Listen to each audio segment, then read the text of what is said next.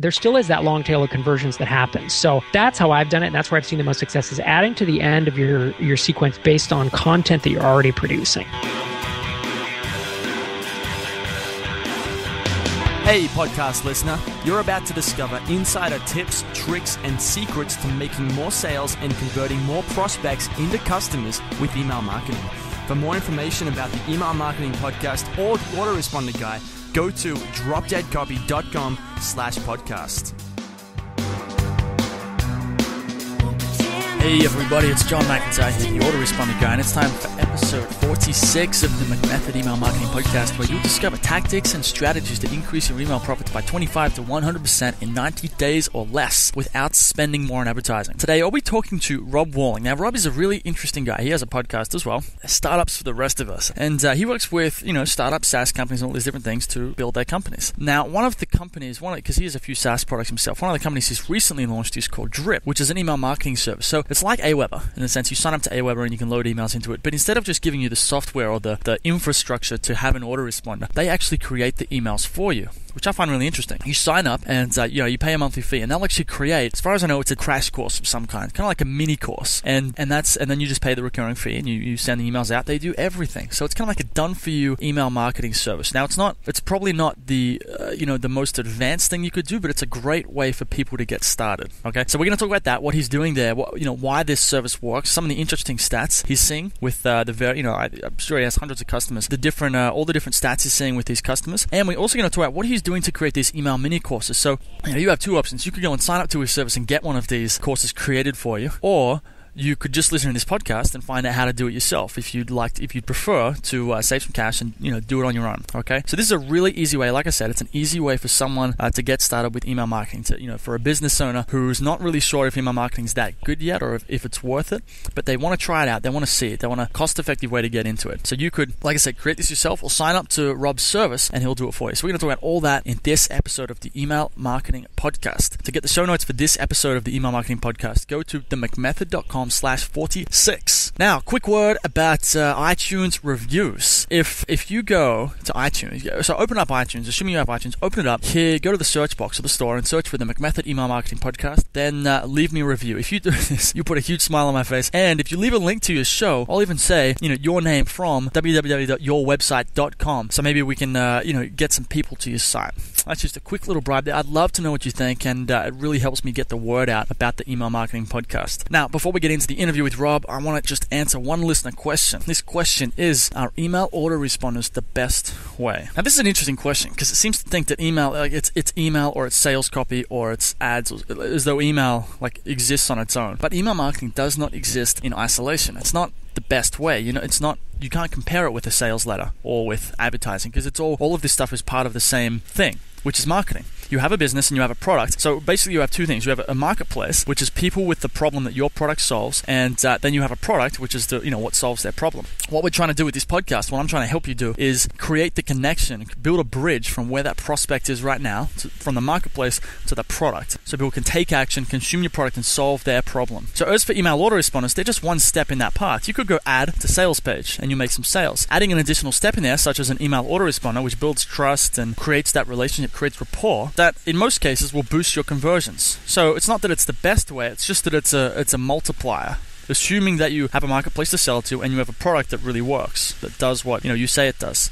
So I think try not to think about email autoresponders in isolation. If you want to do email marketing well, you're also going to have great empathy for the market. You're going to have a good advertising campaign. That's how you do it, or SEO, organic. You're going to have a great product. You're going to have to know how to write a sales page of some kind. You're going to have to understand just sales funnels in general, how to build that bridge. That's how I frame it up. The bridge from where your prospect is, where the marketplace is, to your product. Okay, so try and think about it like that. When you think about email, and that's why with this podcast, I don't talk just about email. I talk about all sorts of stuff. We talk about all sorts of stuff on here because it's not just about email. Email is the starting point.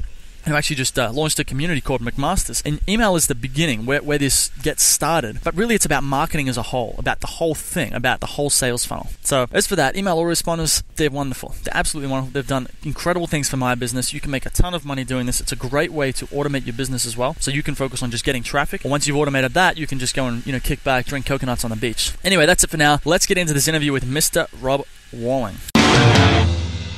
It's John McIntyre here, the Autoresponder Guy. I'm here with Rob Walling, a serial entrepreneur. He's been building web applications for 12 years, and the latest is a nifty piece of software called Drip, which actually makes creating autoresponder sequences super, super easy. We're just talking about it, and I was trying to understand how can we talk about this in a way that's going to appeal the most to you, the listener. And it's basically that Drip and the content, and what we're going to get into in a minute, is how to create email courses, how to take the content you have on your site that you've already created and turn that into an autoresponder that sells your products. So you don't need to go and spend hours and hours and hours obsessing over the details and writing all sorts of stuff. You could go and create this yourself and go use the content on your site. It could turn up to Rob's service and they'll do it for you. So the idea today, and what you're going to get out of it by listening, is that having an autoresponder that really sells stuff for your site, that is this automatic sales machine, doesn't have to be hard. It can actually be really, really easy when you understand some of the principles that I'm sure Rob will share with us in just a minute. So we'll talk about that, how to put together an email mini course based on what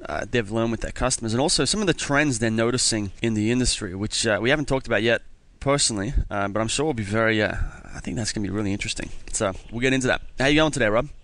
I'm doing great, man. Thanks for having me on the show. Absolutely, man. It's good to have you here. All right, so tell me about Drip. Let's start there. All right. So as you said, Drip's a piece of software. It's a web app, and you might think about it like something similar to MailChimp or Aweber, and except for the angle that we took is that I wanted to make autoresponders a first-class citizen. I wanted to make autoresponders as easy to set up as possible. So we designed it from the ground up with that in mind, and then we added stuff that I was always a kind of a pain in the butt for me in other services. Like we added split testing within sequences. I always want to split test subject lines of my autoresponder, emails, and no one seems to be able to do that. So we added that in, and we're adding the split testing of opt-in forms on the front end. Even if you have embedded HTML opt-in forms, we use JavaScript and we can swap out your headline and tell you which one's working better for you. So it's that kind of stuff. It's email with a marketer's, an analytics and optimizer's perspective, rather than like another tool that just sends generic newsletters. Okay. And now I'm curious, do you consider this being for beginners who just want to get the job done real fast, or could this be something that advanced marketers could use to save time? I hate to use the generic answer, but it's working for both right now. We have a lot of beginners who came on early, and we built their course from their existing content. That's working well. We've been working on Drip for about a year. We've been publicly launched for just about 60 days, and the feature set is being driven by these marketers who really know what they want that they haven't been able to get in other tools. So we are adding, to be honest, the big reveal is that we're basically adding a bit of marketing automation where you can move people from one sequence to the next based on tagging, much like Infusionsoft and Office Autopilot do. That's like we are in the middle of that now, and it should be in the next 2 to 4 weeks. We'll be launching that. Okay. I think that's going to become more and more prominent. This whole choose your own adventure autoresponder sequence, as more and more people understand that relevance is really the most important thing or one of the most important things with marketing, and that this marketing automation in software like Drip kind of allows you to do that. Right. Alrighty. Let's talk about this email mini course. When you're telling me that Drip does this, let's talk about what does an email mini course look like. Yeah, so the idea of the email mini course, it's been floating around for years of how do you A, encourage someone to give you their email, to want to opt in, and then B, how do you engage them over an extended period of time without constantly being on the hamster wheel of creating new emails, right? Of having to create content every couple days. And so the email mini course, it can run, some people do month-long email mini courses, but what we've focused on is this first step is getting a 5 to 7 day email mini course that is highly focused on educating someone and providing them with information that they can walk away from your service and they can use that information without buying anything from you. And that's the key thing I like to think about is, like, I'm coming on this podcast. I want people to be able to take information away from this and never have to use Drip and still be successful, right? It's the same thing when you're building your course, is how are you going to educate and show people that you are an authority. Okay. And so, like I said, the idea is it's 5 to 7 day course. That's the thing that we've seen working really well. And it's one-time setup. This becomes a flywheel because you can write it once, create it once, and it perpetually runs, right? Because it's always being sent as an autoresponder. And what we found and what we've had a lot of success with is, as you said at the top of the show, it's capitalizing on existing content that you already have. So if you have an ebook or you have a white paper or you have a slew of blog posts, it's really easy to take those and put them into a mini course. Just break it up by subheading. If you have an ebook that's 20 pages, it's a slam dunk to pick out some of your top tips from that and put them into this autoresponder course and not have to spend a bunch of time creating that yourself. Okay, I'm curious how you, because I've wondered with problems like this that I've seen people create a whole bunch of great content, whether it's on the site, and they take it and they put it into an autoresponder, and like too much free information I find attracts the wrong type of prospects and leads. That in the sense that it attracts freeloaders. If you're always giving away lots of free how-to information, it can discourage people from going ahead with your service because they can just go and do it yourself, or it gets the wrong kind of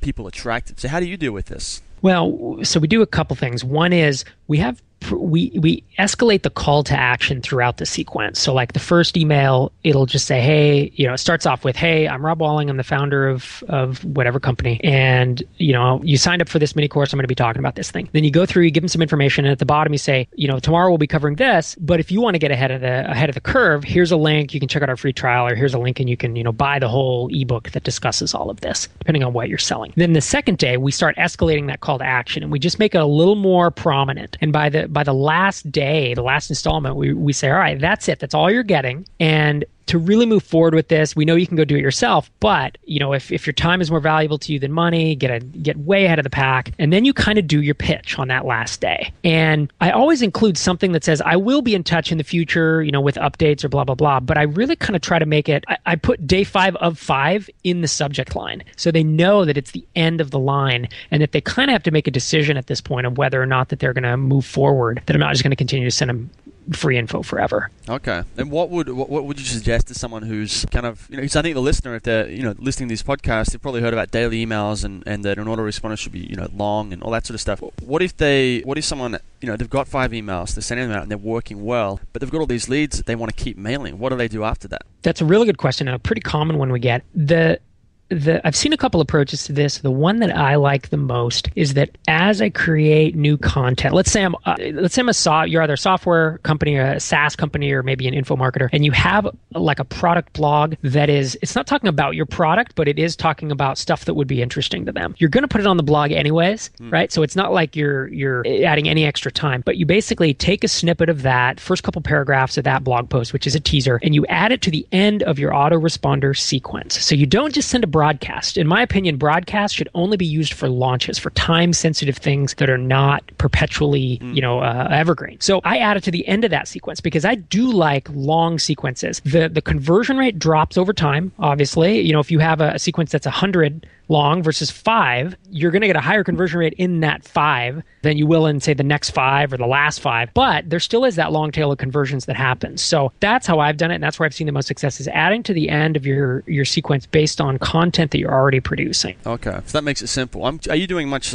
selling it, rather than just sending out a blog post and saying, go check this out? Do you do much, say, I don't know if you're on my list or on someone like Ben Settles, where there's basically a story and then a pitch? I'm sure you've seen this kind of style. Yep. But where there's kind of some sort of interesting, catchy hook, some sort of story. It's usually a classic copywriting thing, and then they slide into a pitch. What's your opinion on that style? Well, I think that style works great. It especially works great when you're marketing information, right? If you're selling ebooks or courses or services, that's the ideal pitch I would use for that. If you're selling software or software as a service, you tend to have to be a little more subtle with it, or a little more nurturing, and it takes a little more time. But I do think that you should have pitches or some type of pretty hard call to action about every 3 to 4 emails if you're doing software stuff. The interesting thing is if you're sending blog posts and you just send the first 2 paragraphs, then you send them a link to get them to the blog. Now the blog should have a strong call to action to then get them to sign up for your trial, right? So you don't necessarily have to include it in the email when you're taking that approach. Okay. See, the way I would probably do it is, so you could either set up the site to funnel to the opt-in, and then the opt-in then funnels to the product, or you could have the site kind of funnel to the opt-in or the product, and then you can redirect people from the email back to the site. So then if they want to take the next step and go to the product, it's very obvious that they can take the next step. Exactly. Hopefully that's what I communicated. That's how I would do it as well. Yeah. Okay.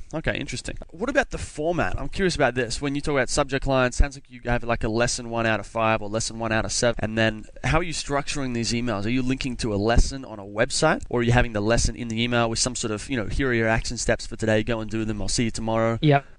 In the mini course, I include all the content in the email. It includes a couple images, try to get people to click that view images button, although I guess in Gmail it doesn't really matter anymore, does it? But, I structure it. I include all the content in that first 5 to 7 days. I don't really want people to have to come and click out and go to a website, especially because so many people are opening on mobile now, right? 33 to 45% or whatever it is. So that first course, I want to provide value without them having to click out. It's after that I start.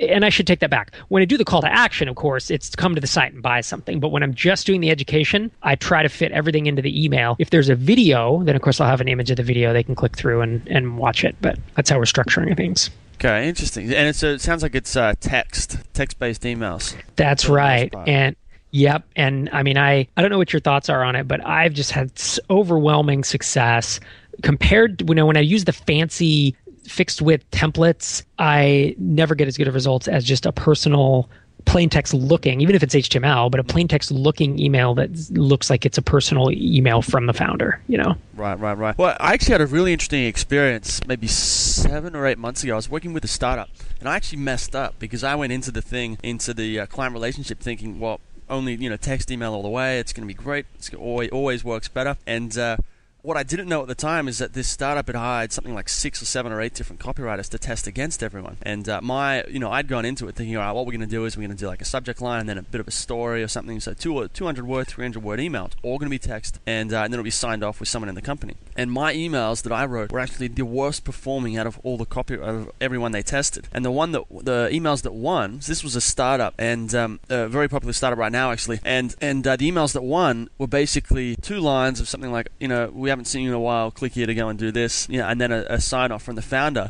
And it also had a company logo. It was small, so it wasn't a fancy HTML email, but it was still it still was branded. So it was a branded email that's usually, I would say, a no-no for most people. But in this case, it seemed to work much, much, much better than the classic kind of text email. And I think there's something there with where when you're a big company, when you're seen as a brand and not a one-person, a one-man shop, people need to know that you're a brand. And when they open your email, or they're going to think that it's some sort of spam.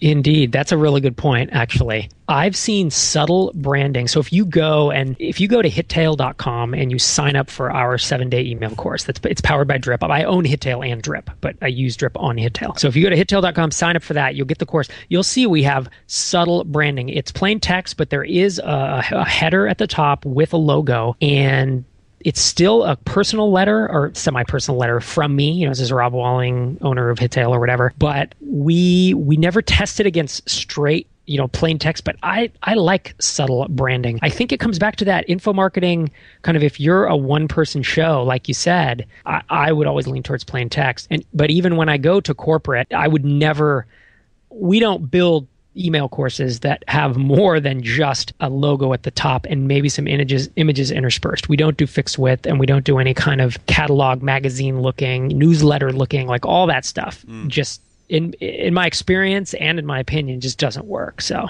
Right. Okay. Last night I was reading a blog post and I just switched on my phone actually in bed. And as I was scrolling through it, there's probably an image every 100 words or something. So say it was like that. And this post was long, 1 or 2,000 words. So it was a very long thing that took a while to read. But I noticed that I was reading all the words, and every time I got to an image, I'd barely look at it before scrolling on to the next part of the words. And it just reminded me that, we're on the internet. If you take out the words, there's pretty much nothing there. If you're a photographer or you're into design and all that, you'd probably still have it, you'd be very interested in it. But the average person, the images illustrate what the words are already saying. So the words are, especially in the case of email, which is this communication tool, that the images just aren't that big of a deal. It's really, what can you say it's going to make a difference?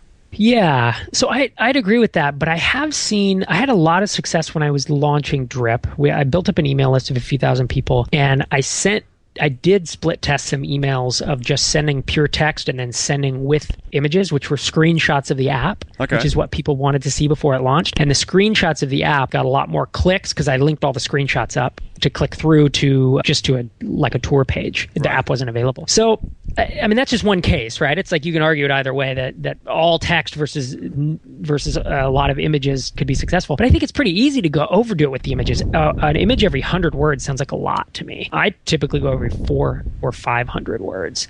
So, if your email's only 400 or 500, having one image in there, and an image is not required, obviously, but if the image actually helps the the process, if it's a graph or if it's truly a screenshot, there are certain things that you just can't describe well enough in words that I do think that an image helps. Absolutely. I mean, the answer here is that's why there's a classic answer to like marketing things. It's like it depends, because depending on the copy and the product and it's really about the context. You got to understand the context that's going on in that email and going on inside this this lead or this prospect's head, and then understand maybe an image would support what you're already saying, maybe it wouldn't.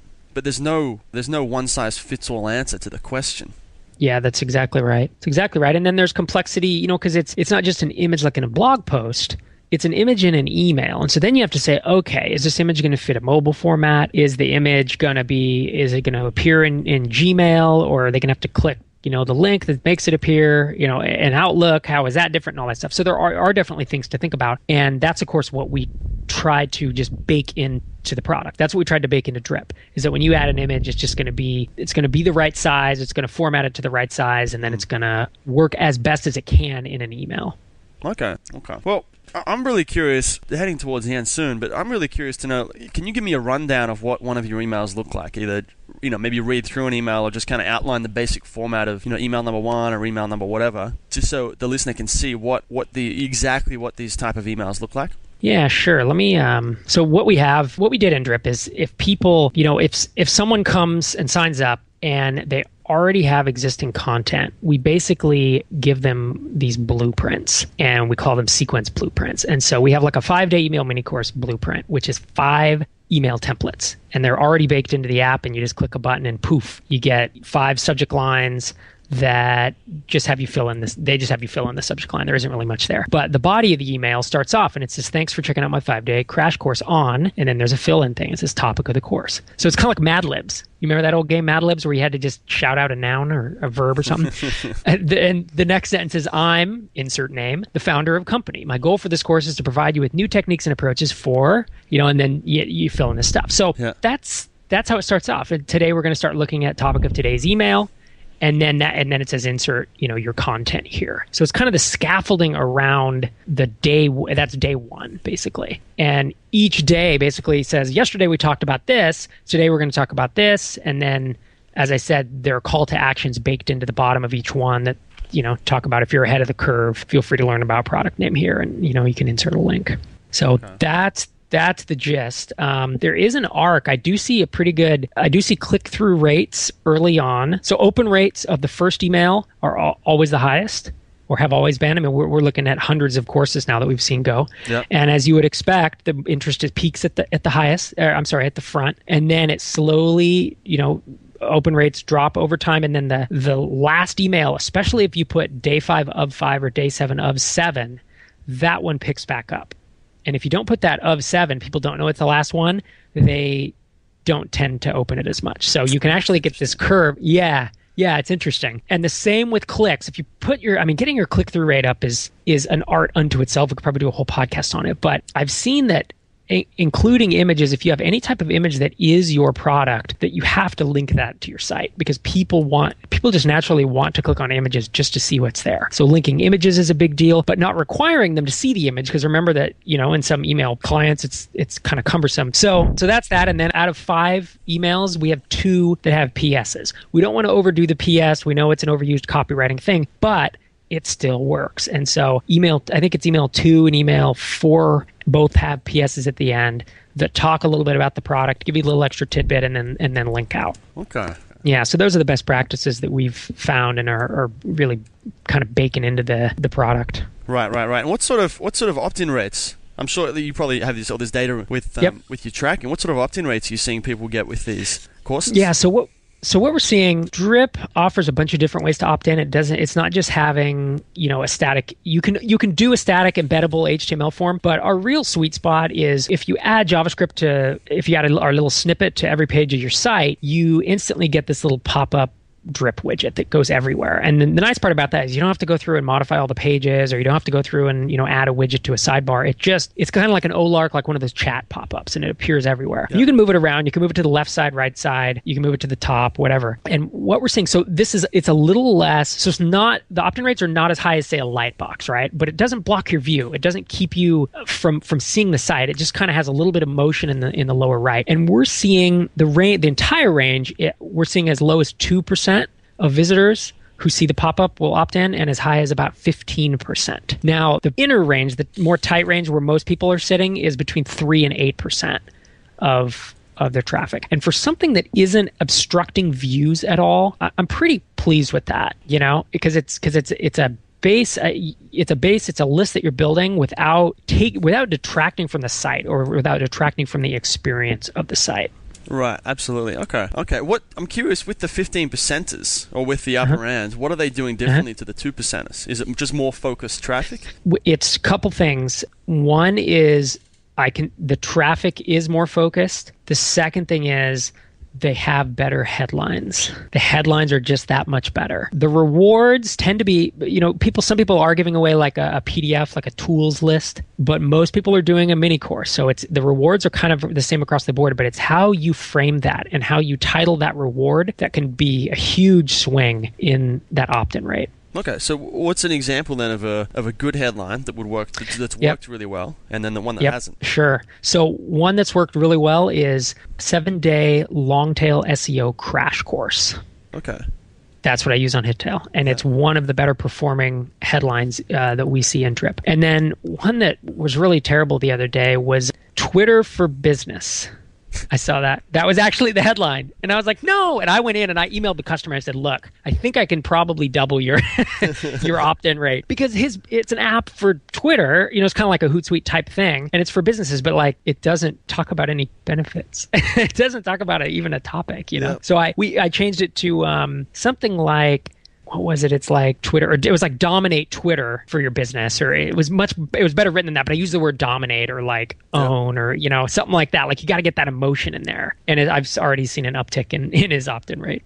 Okay, that's awesome. And what about conversion rates? I don't know if you this would require some more advanced tracking, but do you have any idea if these crash courses? We do have that. Okay. Yep. So that's the thing. So again, when I built Drip for me, I got validation that other people needed it before I built it, but I was always miffed by the fact that I could never see the soup to nuts. What I wanted to see was so and so hit your website from this traffic source, they signed up for your mini course, they received these emails, they opened these ones, they clicked these ones, here they converted to a trial. That's what I want to see, and so that's what I built Drip to do. And if you install the JavaScript, then you get conversion tracking. So I can actually see that. We're seeing a range of, depending on what you're selling, and of course it gets, someone did a launch last week and sold an ebook, and so that conversion rate was really high, right? Because it's a one-time thing and you're doing a time-limited discount and all that stuff. But that aside, we are seeing conversion rates from mini course opt-ins to some kind of purchase, and sometimes that's a $20 ebook, and sometimes that's a $50 a month SaaS app. So there's a big range. They're between 1% and 10%, and the tighter range is about 2 to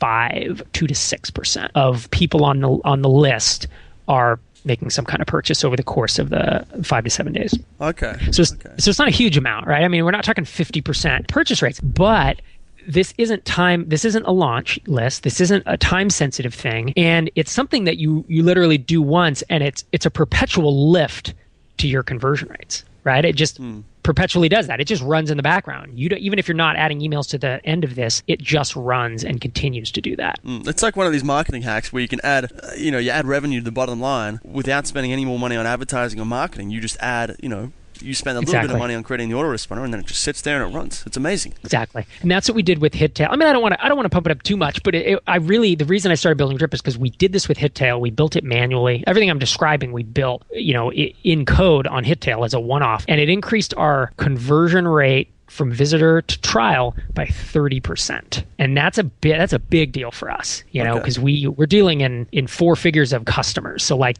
it was a big amount. Everyone doesn't get 30%. I don't want to claim that, but we are seeing no brainer people getting 10% increase in visitor to trial or visitor to purchase conversion rates. And people are getting up into the 30s as well. So definitely, that's the thing I like about it is since I'm basically a 2-person company, I like things that you can do once and don't have to maintain them forever. You can kind of set it and forget it as much as you can with anything. Right. I'm curious, have you ever tested a different, have you tried, say, more direct sales or more direct content, or have you tested different autoresponder approaches, or just the crash course style? To date, we've only done the crash course style. We have it in our feature list to basically add more blueprints. blueprints. Right. I need to craft some more, hire someone or craft some more blueprints. The direct sales model, I think, could work really well. I'll tell you what else we have. So here I have a 5-day email mini course blueprint. I have a 4-week email mini course blueprint. I have a follow-up sequence that's after a post demo. And it starts up by saying, hey, you saw a demo of our software, just checking in, blah, blah, blah. It's pretty generic because how much can you really put in there? But I think it's a 3 email sequence. And then we also have a follow-up after they've downloaded a sample report. So those are the basic blueprints. I think I'm intrigued at the thought of creating a direct sales one, but to date have not and haven't tested against it.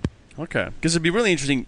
I'm starting to find that every market has a different style that works for it. You might have a crash course in one. I mean, e-commerce is a whole new ball game with abandonment, email sequences and all sorts of stuff. And then you've got information marketing, which is where you can talk all about, you can have a lot of fun with it. There's in different strategies. It sounds like SaaS and startups, they need another style or another strategy entirely as well. Indeed. Yeah, that's right. Cool. Okay, man. Well, this has been great. I think the listeners probably got an action plan right in front of them right now on how they can either set up this crash course themselves or they can go to, it's getdrip.com, right? That's correct. Okay, and if people want to hear more about you, where should they go? Yeah, if folks like listening to podcasts, I have my own. It's a weekly podcast called Startups for the Rest of Us, and you can find it in iTunes or startupsfortherestofus.com. I talk about this stuff. I talk about launching Drip and other software products once a week on Tuesday mornings. It's probably the best place to catch up with me. Okay.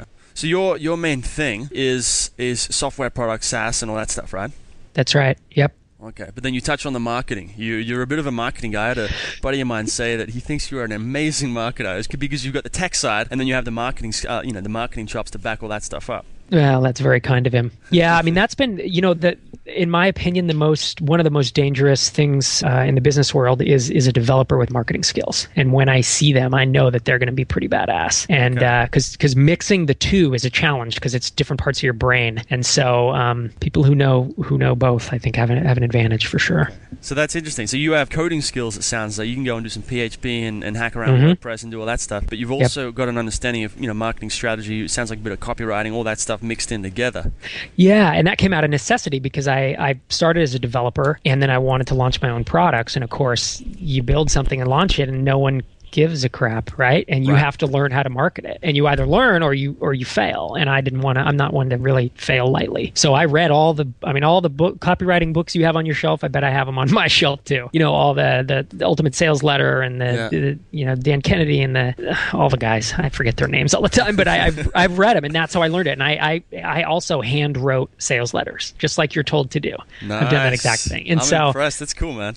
I came through that. It's only about 6 or 7 years back that I did it. I know, guys like you and others have been doing it for longer. But yeah, I think that's the ticket, man. Is you got to know one or the other. Either tech or marketing. But I think knowing both is a pretty good ticket. I'd say absolutely, man. It allows you to execute a whole lot faster as well. I'm not really a coder, but I can get inside WordPress and do all sorts of HTML and CSS stuff and some basic PHP, and it allows me to test stuff and just edit my own site so much faster. It saves so much time that I would spend going to Odesk or messing around with developers that I have no idea how well they work, all sorts of stuff. Yeah, absolutely. And it allows you to evaluate people, developers, a lot easier, right? Because you at least have a sense of how long it should take someone to do something. Yeah, like a bit of a feel for how to, I guess, development, coding is kind of like a very different mindset to, say, marketing. Marketing is very, I guess, creative in a way, and coding can be creative too, but there's a different kind of way the brain works when you start sitting down and code. Absolutely.